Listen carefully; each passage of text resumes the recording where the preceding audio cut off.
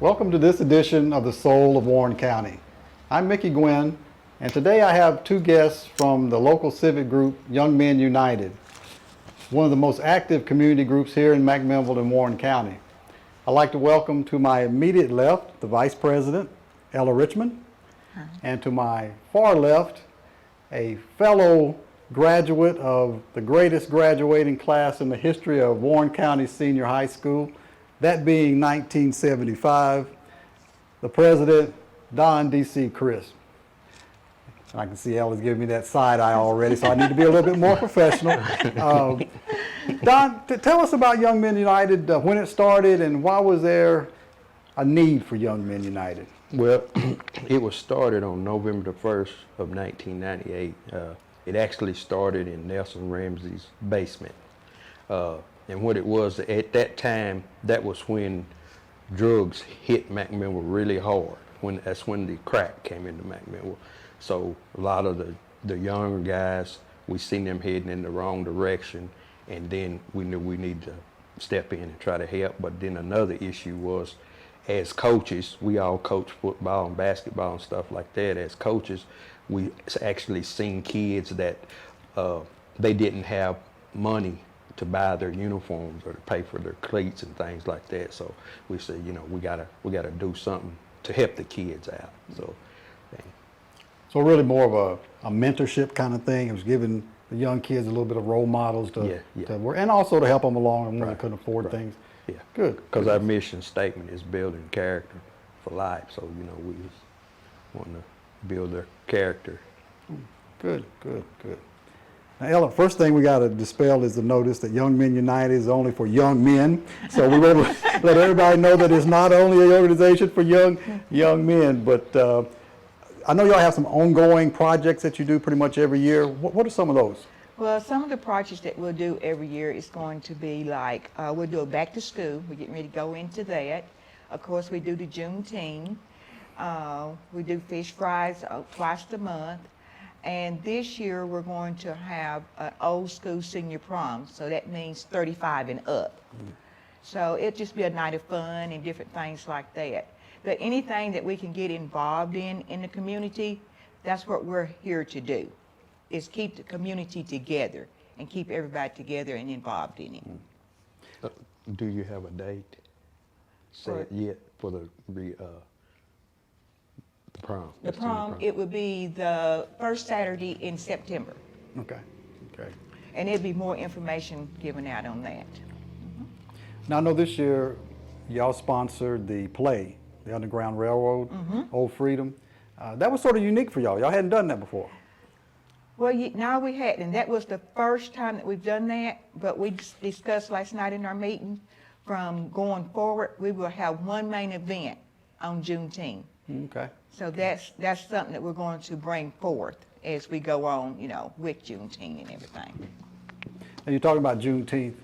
For those who may not know what is Juneteenth, can you tell us really quickly the significance of Juneteenth? Well, Juneteenth is actually when the slaves were set free in 1865, if I'm not mistaken. Make sure I get that right. And it was when President Lincoln signed the papers. But the main part to me, what I got out of Juneteenth, is that even though there were slaves back in that time frame, that we should get out of it that everybody is created equal. No matter what color you are, everybody is created equal. And that's the main thing that we should impose on our younger children, that, no matter what color you are, black, white, green, blue, or purple, we're all equal. And that's how we should set forth in our life, to be equal in that. But it's a history for us. It's a history for the black race in general, to understand our history and where we came from. And I know y'all been celebrating Juneteenth for a number of years, and I was one of those, when I went in the Air Force back in '76, I was stationed in Texas, and Texas was the last state to get the word about the Emancipation Proclamation. And I really didn't know what Juneteenth was, to tell you the truth. I mean, I don't remember that being, growing up in McMinnville, I don't remember Juneteenth being something we talked about or did, And then I heard about it, in Texas, and then come back here, and I noticed the Young Men United was doing that Juneteenth celebration and everything. And thinking back, Don, I'm just going to throw this at you. Thinking back, now Juneteenth is going to be a federal holiday. So we go from almost obscurity, nobody really know or talk a lot about it, to now it's going to be a federal holiday. So it probably makes you feel good that y'all have been celebrating this for a number of years and the importance of it, that it's a federal holiday now. Right, right. And probably for some people, probably would say it's probably taking too long to make it a federal holiday. But I think that signifies the importance that that it is a federal holiday, and y'all have been celebrating that occurrence for a number of years. Yeah. So that's good. That's always good. I know that Young Men United has a lease on the old Bernard Gym. Talk to us a little bit about some of the things you've done down there and what sort of your visions are for the future of that property. Well, I tell you, when we first walked in that place, for instance, you couldn't even see the floor. You couldn't tell there was a floor there. So we have painted the whole gymnasium. We have put up new basketball goals. We've redone the floors. We added 2 bathrooms into the gymnasium. So we've got quite a bit. And then like the other building, the swim change building, we have renovated it. We got a conference room in there, and we have redone our office there.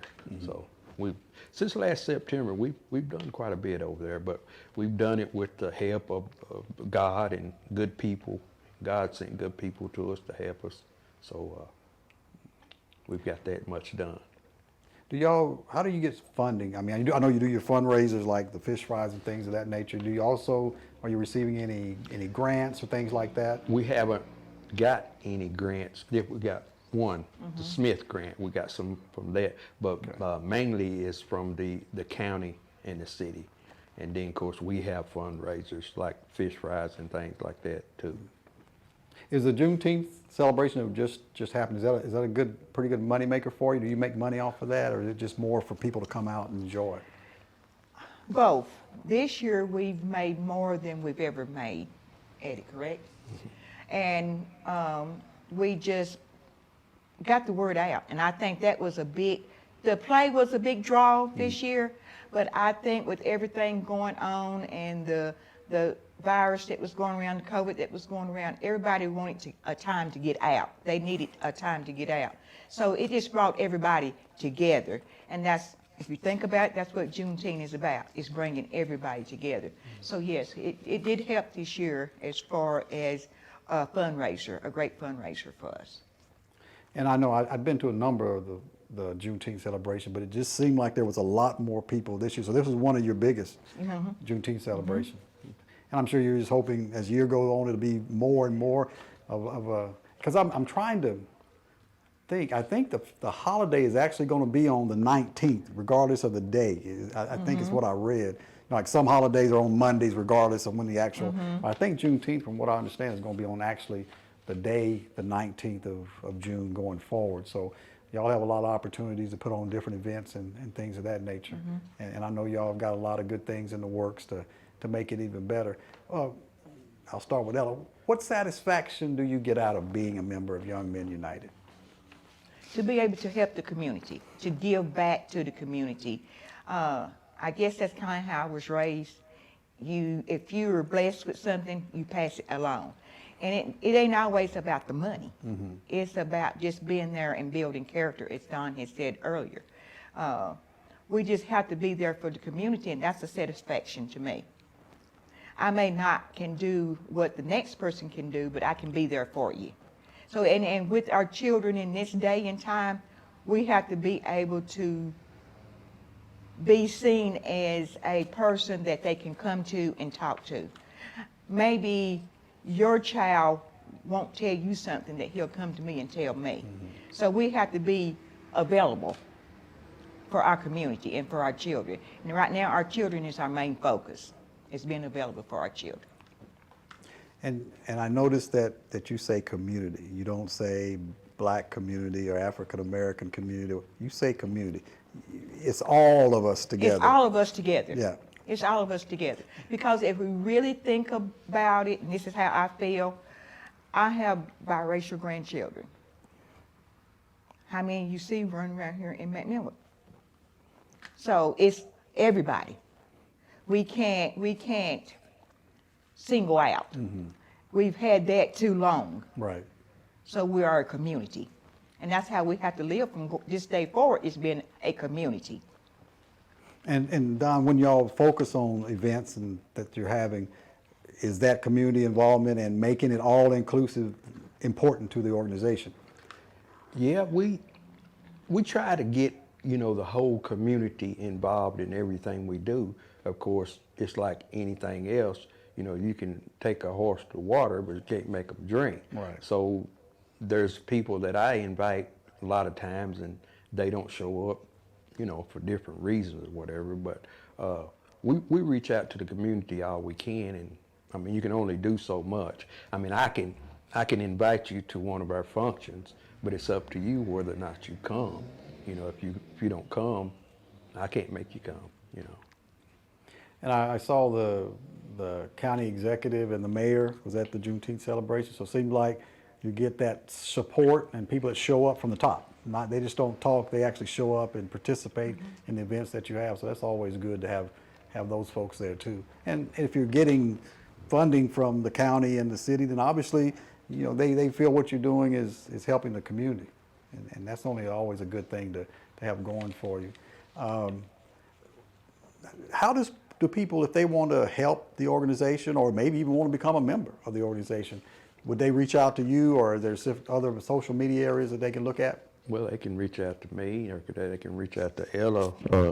They can call me on my cell phone, 931-409-5158, or they can call the office number, which is 931-304-8875, and leave a message. And you have officers like vice president and president, but you have also other members that are just there to support them. They may not be in those kind of positions. So you can take all the help you can get, I would imagine, to come down and make the organization successful. We'll take any people that want to be part of a positive situation. And that's always good to have that going for you. Any other plans in the future? I know you talked about the prom night, I think you call it, and other events. Anything else y'all got in the future that may be a little bit unique that people should be looking out for? Well, we've got, besides the prom, which that used to be back years ago. And I think the Methodist Church put it on then, and it died out. So myself and a couple of my girlfriends, we decided we needed something to do, and that's what brought it back up. And so then I joined the club, and so I think, okay, this is what we're going to do. But going forward, there's other different things that we want to do. We're reaching out. We want to have maybe like a fun day for the kids, just something that the kids can do, different things. We may even end up having a dance night for the at different ages, different groups like that. And again, it'll be a community thing. So, you don't see that happening a whole lot. But again, our kids should be our main focus right now. So y'all see the needs in the community, and y'all go out to try to address those needs. Try to address the needs. Yeah. I think sometimes organizations get caught up in sort of doing the same thing over and over and over, and times change, as we all know. Times change, and I think, like you said, the children, they're our future, and you're trying to guide their future at a very early age. So I think that's always a good thing to do. I know at the Juneteenth thing, I had to drag my grandson out of that bouncy house when he went in that. I had to drag him out there. So, but that's how you get the kids to come out early. They might not really know what Juneteenth is all about, that kind of thing, but they know that at some point they used to go to these things, and there used to be fun things, and now they grow up and they want to give back. So that's always a good thing to have. I know there was talk about having a celebration for Bernard School. I know we discussed about having, for those folks that don't know, next year is the 100th anniversary of Bernard School. Of course, the school, unfortunately, is no longer there. The gym is really the only relic of that whole campus down there now. But there's plans to have a celebration of that 100-year anniversary and sort of a town reunion kind of thing at the same time. And once again, this is all inclusive of the community. People who have some type of relationship with Bernard School, we're hoping they'll come back and help us celebrate and do those kind of things. And right now, all that's planned to happen in the gym. In the gym. In the gym, yeah. In the gym. You mentioned one of your projects is to look at getting heating and air conditioning in the gym so that we can do all those things there. And I know that'll be, to me, that's where it should be. If you're going to be doing something celebrating Bernard's school, it should be in the gym, if that's what we got left to use as a reminder of that school. So I know you're all involved in that also. Is there any specific word that you would want to get out to the community? I know we talked about involvement and coming out and supporting those things, but is there any specific ad, if you would like to run to the community, the people that are watching this right now and say, come join us, come find out about us? I mean, is there anything that you'd like to say to those people who are watching right now? My words would be, as Young Men United, we started this, and my words would be to the community. Once we start something, we should always complete it. So come out and help us complete what we started. And when I say that, I mean reach out, because if I can reach out to a child, you can reach out to a child. So we need to do it as a community. The community side, to me, is very important. I mean, that's just me. Come out and help us, because it takes everybody. As the old saying, it takes a village to raise a child. Not just your family, the whole community to raise a child. I can remember, and I may just be talking too much, but I can remember my son. Now, I brought him on board with Young Men United. And I used to be that I would have people come up and say, he's grown. But if I say something to him, it's yes, ma'am, and no, ma'am. When I would say, you tell me if he don't say yes, ma'am, or no, ma'am.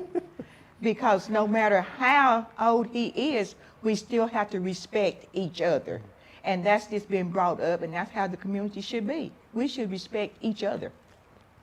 And it seems like over the years we started to get away from that a little bit. You know, I hear all these modern ways of rearing children, and people talk about, well, you need to read this book on how to, you know. My mom and dad, I mean, they knew neither one of them finished high school. You know, they could read, but I just could imagine them reading a book to tell us to go out there and break that switch off. They didn't need to read a book. They didn't need to read a book to tell us to go out there. Of course, that's probably a bad example. They didn't whip us all the time. But yeah, I mean, it seemed like back in those days, parents knew how to rear their kids just from those parenting instincts. But it seemed like as time went on, some of that started to get away. So you're trying to bring people back to a little bit of the old school thing. Kind of back to the old school. Yeah. I mean, the generation now is completely different than when we came up, okay? But we, as the older generation, we can't let some of the roots go. We can't do that, because we can see what happens when we do. So we can't let the roots grow, go away. Teach them to respect. If they don't respect themselves, they're not going to respect anybody else. And that's our main focus, as Don has said, is building character within the community and the children. So we've got to build the character for them to respect themselves so they can respect everybody else.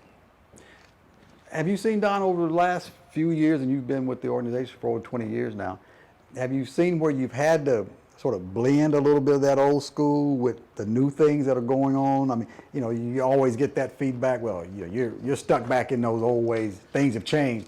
But I guess you have to have a little bit of a blend of both. I mean, you got to realize that probably when we was kids, our parents and grandparents were saying, I don't know about this next generation, So yeah, I guess you have to be a little mindful. Yeah, we know what's going on today, but we also got some common values that you always have. Right. Yeah, and so I'm sure that's something that you probably deal with when you're dealing with young people. Yeah.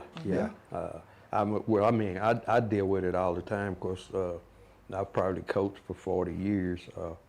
Actually, I've been coaching so long, I coach my wife. I tease her all the time. So, I help raise you. But I've been coaching for years, and just thousands of kids that I've come in contact with, and you can't handle all of them the same. I mean, everybody's unique. You got different personalities. You might have one kid that you can actually maybe get in their face, and it brings them up, but you may have another child that you can't do that with, it'll push them down, because in today's society, there is so many children that are unloved. I mean, they don't know love. They don't know love anywhere. They don't get no love at home or anything. And a lot of them, all they want is a little love. And if you give them that and you show them that you care about them and you want to be a mentor and you want to help them, of course, not all of them's the same. Right, And no matter what you do, they're going to pull in the other direction. But the ones that we can save, we got to reach out and try to save those ones that really want to, you know, follow in our footsteps maybe and be a positive person in the community. And I'm sure you probably get feedback from both the youth and probably parents that appreciate the things that you're doing too. I mean, I'm sure there are a lot of parents that appreciate the fact that you've got the gym open again. And, you know, back in our day, that's where we went during the summer. When school was out, you know, Coach Dalton would open the gym and we'd go to the gym and play ball. And you know, there's a pool table in there, a ping pong table, or table tennis, whatever the problem. We called it ping pong back in the day. You know, a couple pinball machines. Of course, we had the swimming pool and everything. So I think parents probably going to enjoy the fact that there's a place, safe place, for young folks to go and can play ball and things of that nature and get a little mentorship along the way. So I know y'all are doing good things with the gym and all, and we only wish the best for your organization. Give us those numbers again real quick, Donna, where they can reach you at. My number is 931-409-5158. That's my cell phone number. Okay. And the office number is 931-304-8875. Okay. And they can leave a message because we have an answering machine there. So. Okay. And as you mentioned earlier, the organization is for all the community. You know, don't let the name fool you. I guess in other words, it's for all. It's for all the community. And I know, like any organization, they're always looking for help. You know, with the events y'all have going on, it's always good to have a lot of people to be able to help you out with those kind of things. And as we expand within our group and expand with the different things that we want to do within the community, we're going to need the extra help. We're going to need the extra people to come, because our main focus by this time next year that we will have a van, and the children that can't come, parents can't drop them off, we'll be able to pick them up. Oh, okay. So that's one of our focus that we're going to work on. By this time next summer, we'll have it into place. So we need the extra help, you know, to be there to help guide the children and do different tasks with them and different things like that. Well, I think the fact that, you know, the organization has been in existence for over 20 years now, you got to be doing something right. You know, if you're not doing something right, you wouldn't be around for 20 years and still going strong and getting stronger. I mean, I just look at the Juneteenth celebration with all the people that was down there for that. So that's always a good thing. So if you're out there and you're looking for an organization to help mentor our youth and also be there to provide guidance, Young Men United is an organization that can do that for you. Don gave you the numbers that he can be reached at and also their office phone. So by all means, support Young Men United. And I want to thank Vice President Ella Richmond and President Don Chris for coming on the show today. And thank you for watching. Please join us for the next edition of The Soul of Warren County. I'm Mickey Gwynn, wishing everyone a great rest of the day.